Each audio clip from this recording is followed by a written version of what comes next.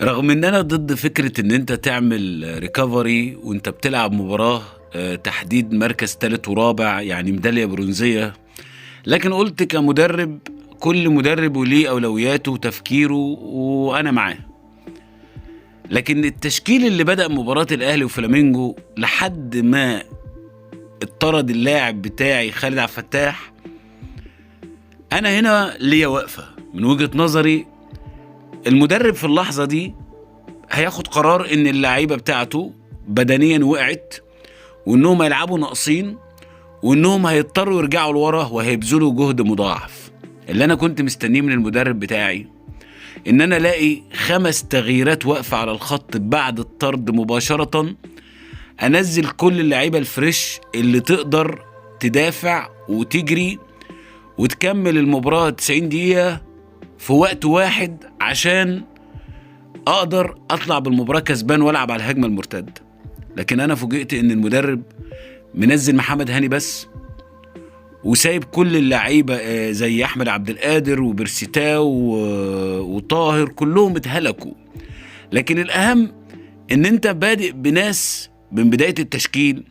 العدد اللي نزل المباراة كتير، عدد كبير جدا. خالد عبد الفتاح على مروان عطية على بيرسيتاو على طاهر، وقعدت الشحات وقعدت هاني وقعدت ديانج والسولية مصاب. الفرقة ما فيهاش بربع جنيه انسجام.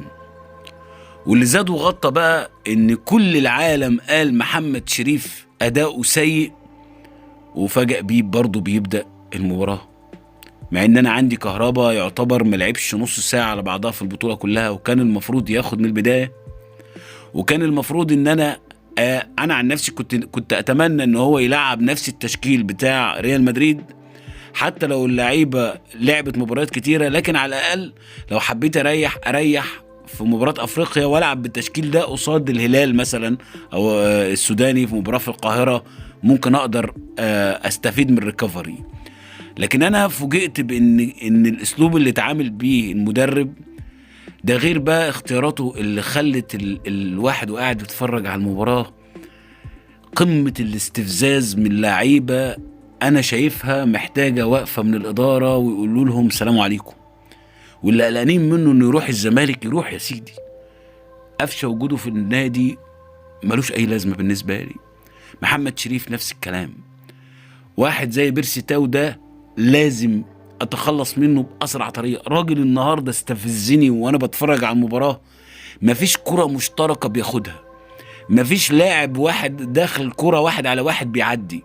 اي حد يحط له كتف بيطير ويطلع بره اللعب. الكره الوحيده اللي لعبها كويس النهارده شاطها جت في زميله. اداء نمطي وممل. مروان عطيه النهارده عايز اقول له كلمه في ودنه: لو هتلعب باسلوب لمؤاخذة الخدامين، اللي هو يلعب لورا ويباصي بالعرض ويخاف يلعب اي كرة ريسكي، صدقني مش هتكمل موسم في الاهلي.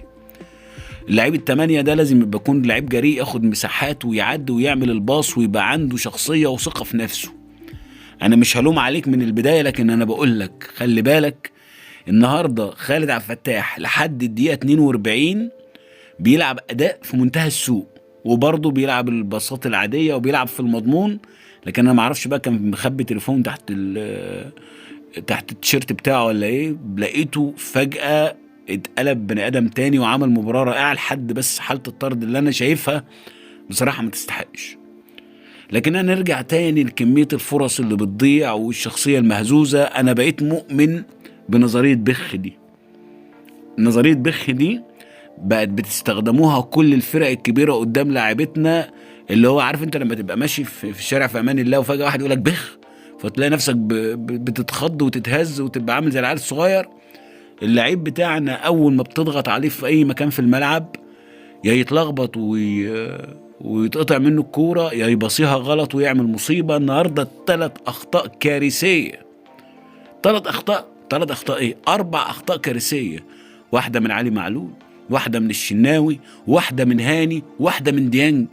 مستحيل فريق يدخل فيه 4 تجوان ل4 أخطاء. ولحد امتى هنفضل نتكلم على كواليتي اللعيبة؟ ولحد امتى نقول يا جماعة احنا بنلعب على الليفل الأعلى؟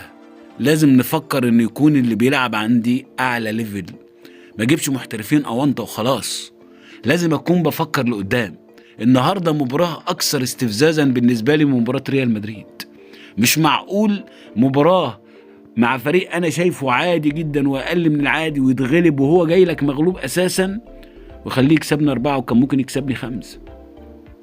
انا مش عارف احنا هنفضل في السيناريو ده لحد امتى، ولحد امتى اداره الاهلي ما بتقدرش تاخد موقف يحسسنا بجد ان هم بانيين على قدام. انا بقولها اهو بصراحه، الصيف اللي جاي ده اخر فرصه بالنسبه لي ان انا احلم.